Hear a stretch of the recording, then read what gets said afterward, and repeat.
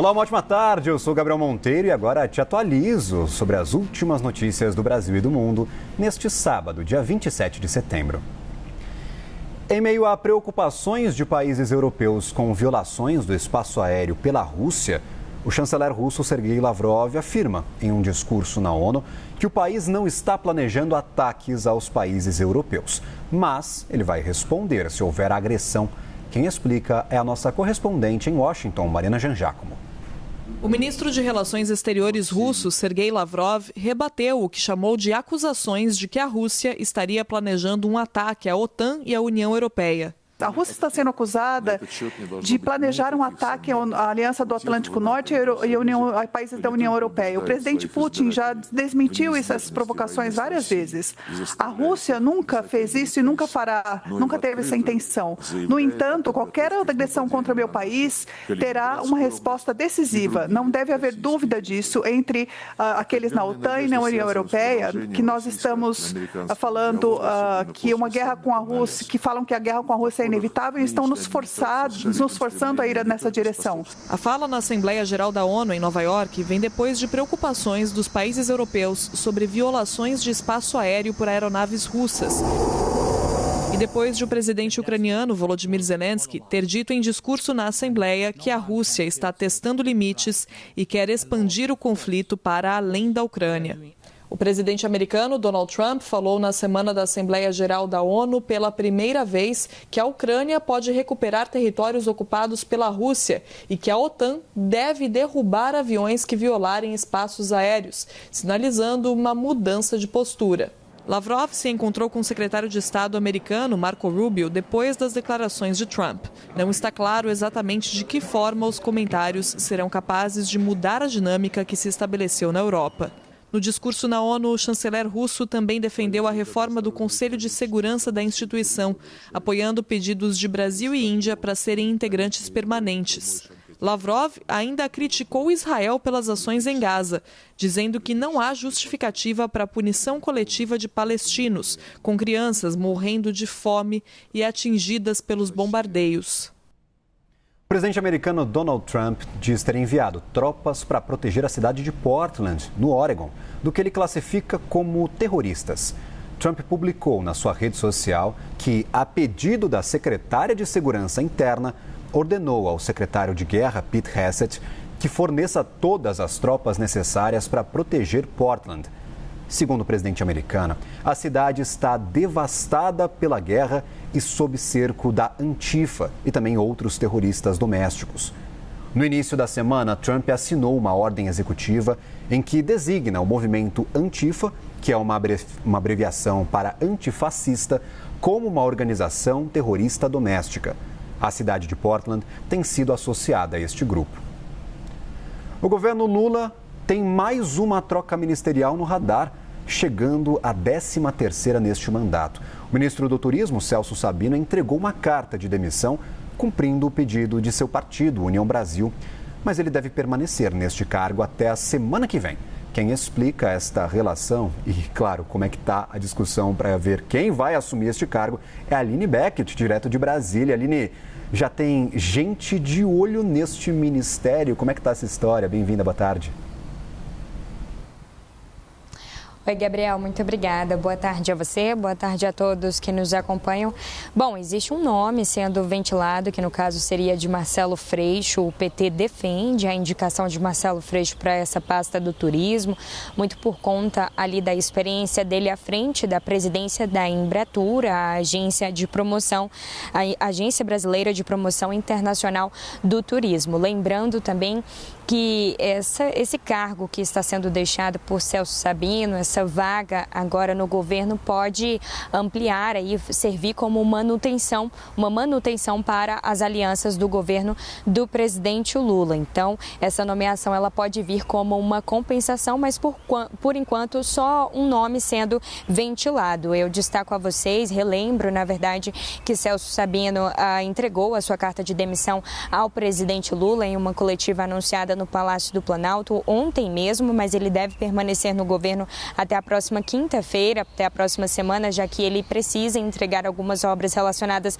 à COP30 junto ao presidente Lula. Essa determinação partiu do partido dele. O União Brasil já havia determinado que todos os seus filiados partidários desembarcassem, então, da base do governo, senão eles estariam sujeitos ali, inclusive, a infrações partidárias. Então, ele precisou deixar essa pasta, mas ele pretende se candidatar ao Senado em 2026. Ele contava também com todo esse destaque da COP30, o evento que acontece em novembro em Belém do Pará. Ele que é paraense, então, cabo eleitoral dele é em Belém do Pará, e agora ele continua, então, no caso, contando com esse apoio do presidente Lula em relação a isso. Sobre o Centrão, por enquanto, então, só observa essa saída do ministro Celso Sabino do governo do presidente Lula, mas essa saída ela pode expor ali um impasse entre manter o pragmatismo ou então se alinhar à oposição à base do governo. Por enquanto, Celso Sabino, então, segue até a próxima quinta-feira, mediante essas entregas, essas últimas entregas que precisam ser realizadas ao lado do presidente Lula, e o nome de Marcelo Freixo vem sendo ventilado nos bastidores da política. A gente segue por aqui, então, acompanhando toda essa repercussão e essa expectativa, sim, de um novo nome que pode assumir essa pasta no governo. Mais uma semana com o ministro. Obrigado, Aline, pelas informações. Continuamos acompanhando essa história. O ministro da Fazenda, Fernando Haddad, disse hoje que o presidente Lula será o candidato do Partido dos Trabalhadores à reeleição em 2026. A notícia é destaque no site da CNN Brasil. Durante uma entrevista ao podcast Três Irmãos, Fernando Haddad foi enfático ao dizer, abre aspas, Lula é candidato a presidente sim, fecha aspas. Em discursos recentes, Lula tem reforçado a disposição em concorrer novamente à presidência no ano que vem e que só não vai ser candidato se a saúde dele não permitir. E no Supremo Tribunal Federal, o juiz auxiliar Rafael Henrique Rocha deixou o cargo do gabinete do ministro Alexandre de Moraes. O magistrado agora deve voltar para o Tribunal de Justiça de São Paulo. A matéria também é destaque no site da CNN. Assim como outros integrantes do gabinete, o juiz foi um dos atingidos com a revogação do visto pelos Estados Unidos. Ele conduziu interrogatórios de testemunhas e também dos réus de núcleos da trama golpista que estão prestes a entrar em julgamento. A dispensa já estava revista em uma publicação no Diário Oficial da União em 15 de setembro, quando foi assinada pelo presidente do Supremo, Luiz Roberto Barroso. A Receita Federal reteve mais de 90 milhões de litros de óleo diesel do exterior durante uma operação que mirava cargas de 2 navios com destino a armazéns no Rio de Janeiro e também aqui em São Paulo. O repórter Vinícius Murad traz os detalhes. Vini, seja bem-vindo. Mais uma operação da Receita mirando este segmento. Claro que é alvo de muita pesquisa sobre evasão fiscal, envolvimento do crime organizado. O que temos de novidade sobre essa nova operação? Gabriel, muito boa tarde a você e a todos que nos acompanham. Nessa nova etapa das investigações, a Receita Federal reteve uma carga equivalente a 290 milhões de reais em 2 navios carregados com óleo diesel. Essa é a segunda fase da operação Cadeia de Carbono, mirando a retenção de cargas que iriam para Rio de Janeiro e São Paulo, com uma importação paga por uma empresa com recursos não claros, ou seja, como essa empresa tinha verba para pagar por esse material é o que levantou a suspeita das autoridades. Essa ação de sexta-feira deu continuidade à operação iniciada no último dia 19 de setembro, que já havia resultado em uma situação semelhante, na apreensão de 2 navios de carga com destino ao Rio de Janeiro. Na ocasião, foi uma apreensão de cerca de 240 milhões de reais. Além dos milhões de litros de óleo diesel apreendidos, também 115 toneladas de compostos químicos usados na mistura dos combustíveis também foram apreendidos. Essa investigação continua, Gabriel. Essa retenção de cargas vindas do exterior tem também refinaria interditada no Rio de Janeiro, Vini. Queria saber um pouco mais sobre essa história. A suspeita é de fraude na importação e distribuição de combustíveis? Exatamente. Suspeita de fraude fez com que refinaria privada Refit fosse interditada. Toda a carga identificada como possivelmente irregular foi praticamente congelada pelas autoridades. A refinaria não pode mais manusear ou transportar essa carga retida e não ficou claro se o combustível apreendido, do qual falávamos há pouco, desses 4 navios, tinham alguma ligação ou tinham como destino essa refinaria.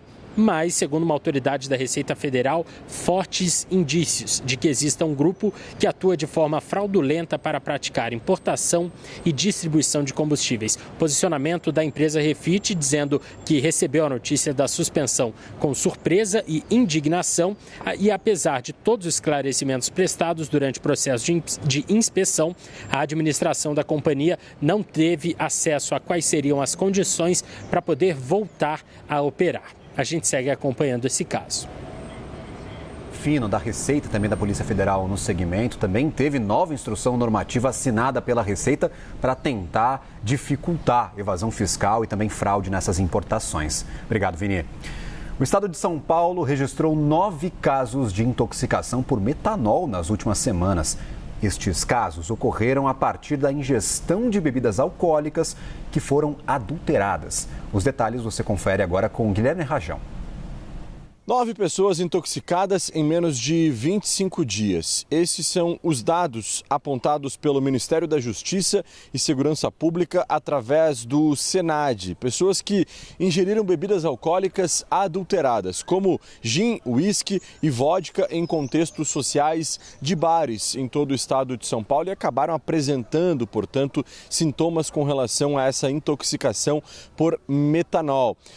O Ministério da Justiça e também da Segurança Pública vem trabalhando para tentar entender de que forma essas bebidas adulteradas estão circulando pelos bares, pela vida noturna da cidade de São Paulo e de diversas outras cidades espalhadas pelo estado. O que chama a atenção das autoridades, de fato, é que esse tipo de intoxicação é muito incomum. É comum, bastante comum, a intoxicação por metanol em caso de pessoas em situação de rua que consumiam bebidas alcoólicas, na verdade combustíveis com álcool, obviamente, para tentar suprir a sua carência e o seu vício em bebidas alcoólicas. Toda essa situação chama a atenção das autoridades. As notificações foram feitas pelo Centro de Informação e Assistência Toxicológica de Campinas, que é referência em todo o estado. A gente lembra que em 2023 houve um pico de intoxicações por metanol na região, com 14 pessoas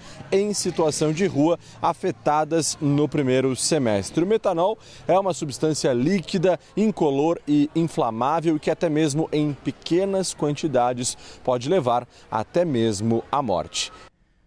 Vamos falar um pouquinho de esporte. Palmeiras e São Paulo estão criticando bastante o Flamengo por tumultuar a Libra e travar também o repasse de direitos de televisão dos clubes do bloco.